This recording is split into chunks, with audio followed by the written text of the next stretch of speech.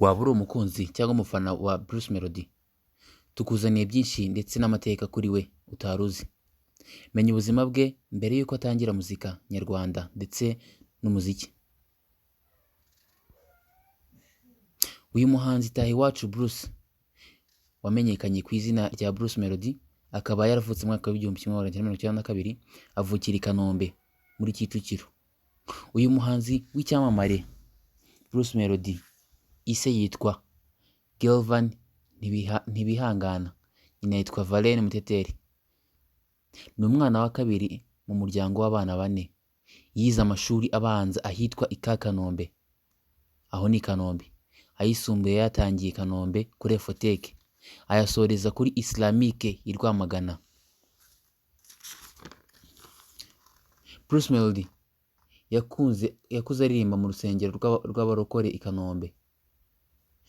Waririmbaga indirimbo ariko bakabazi ko akaba ari bo bazikorera, ntiyigaragazaga.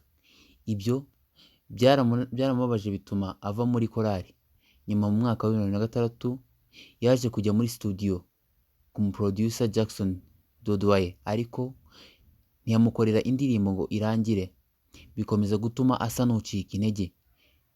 Yaje gusubira muri studio mu mwaka wa 2010 akora iyitwa Inkovu, ariko amasomo ntiyatuma ayamamaza ngo imenyekane. Yaje gusubira muri studio mu mwaka wa 2011 akora iyitwa Ngiye kubivuga na Tubivemo, ayikorana na producer Fazo. Indirimbo Tubivemo niyo yamwamamaje. Mu mwaka wa 2017 Bruce Melody yabaye umuririmbyi wa mbere witabiriye ibitaramo bitegurwa na Coke Studio, aho yahuriye n'abandi bahanzi bo mu bihugu bitandukanye bya Afurika.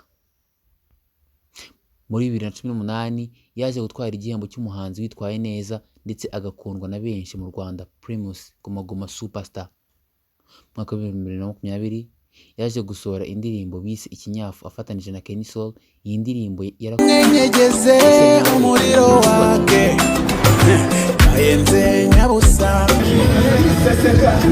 igituza kagiseta abantu bakwitunganya ibinfatunganya naho agira abatuzi bakansera nshaka no kujyana yaba tutangira iwe n'abanabiye ibiyasa tukoze